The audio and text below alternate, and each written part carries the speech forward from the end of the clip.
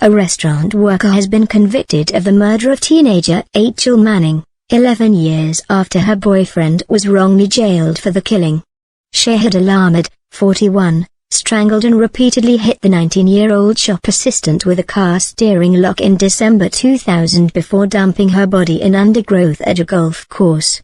A cold match on DNA obtained when he was arrested for a sexual assault in 2010 linked him to the murder. New DNA profiles from suspects that are uploaded to the police DNA database are automatically scanned against profiles on file from previous unsolved crimes. Manning's boyfriend, Barri White, 20 at the time, was convicted of the murder in 2002 and served 6 years in prison before his conviction was quashed on appeal as a result of fresh scientific evidence, and after his case was examined by the BBC's Rough Justice programme. After Ahmed was given a life sentence with a minimum term of 17 years, White said, "I feel over the moon that justice has finally been done and really happy that Rachel's family have finally got justice and the closure they deserve." White's friend Keith Hyatt had been previously released from jail and cleared of any wrongdoing after being wrongly convicted of conspiracy to pervert the course of justice by helping to dispose of Manning's body. On the 9th of December 2002, Manning walked off alone from a nightclub in Milton Keynes to catch a taxi home to Wolverton while White walked to stay at Hyatt's home. She phoned her flatmate at 2:43 am to say she was upset, and phoned White to say she did not know where she was. He and Hyatt agreed to pick her up at a block bus to video store at 3:13 am, but she was not there. She was found dead in undergrowth at Woburn Golf Club 2 days later. She had been strangled and her face disfigured by blows with the steering lock. Ahmed, a father of 5 from Bletchley, Buckinghamshire, denied murder and first stood trial in January, when a jury failed to reach a verdict.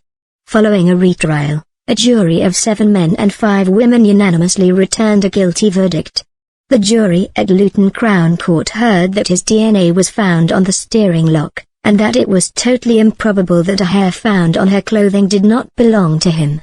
Sentencing Ahmed, the judge, Mr. Justice Wilkie, said Manning had had much to look forward to and was relishing the challenges of life. The judge said, "Tragically at the age of 19, you, Shahidul Ahmed, snuffed all that out, driven by the same demons that led you in 2010 to conduct a sexual attack."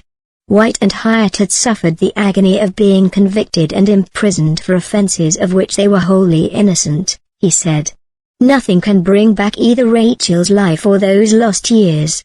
Baljit Abi, from the Crown Prosecution Service, said had it not been for his arrest for the 2010 sexual assault, Ahmed may never have been brought to justice for the murder. "It is thanks to developments in DNA evidence techniques that we are able to secure this conviction today."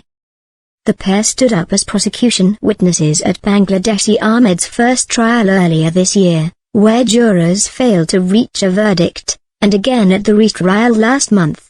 Ahmed was sentenced today to life with a minimum of 17 years. Mr. Justice Wilkie told him, "Rachel was a charming, witty, gregarious, happy person. You snuffed all that out driven by the same demon that led you, in 2010, to carry out a sex assault. You have accosted Rachel when she was at her most vulnerable. Tragic. Rachel was with Barry at a fancy dress party on the night of her death in their hometown of Milton Keynes, Bucks. They separated but he later got a call from her saying she was lost. He and Keith searched for Rachel but it was too late. Her body was found 3 days later. Both men were shocked when they were arrested. Keith said, "Me and Barry were in tears when they found Rachel. When I was arrested, I couldn't believe it. I was angry but it is no good being angry and shouting. I worked through my case. I never thought about giving up because I knew if I did it was almost like admitting guilt." Keith wrote 3,000 letters from his cell and thousands more when released on parole. Barry and Keith found help in BBC's Rough Justice show. The original prosecution relied on evidence from Professor Ken Pye, who also worked on the Seham killings, showing flint from a lighter was found on Rachel's skirt and in Keith's van. He claimed this proved a link. But Oxford University forensics expert Dr. Peter Bull, working for Rough Justice, showed the particles could have got on Smoker Rachel's clothes at any time in the 16 hours before her death and come from any lighter. Barry said, "If it wasn't for rough justice, I wouldn't be sitting here now, a free man." Rachel's mum Liz, dad Paul, and brother Tom Manning, said today in a statement, "We've had to go through 4 trials and an appeal, and each time it has forced us to relive the grief. We believe Rachel would still be with us today if she had not been abandoned by her boyfriend the night she was attacked, killed and brutally battered. We cannot forget that." Thank you for watching. Please support my channel.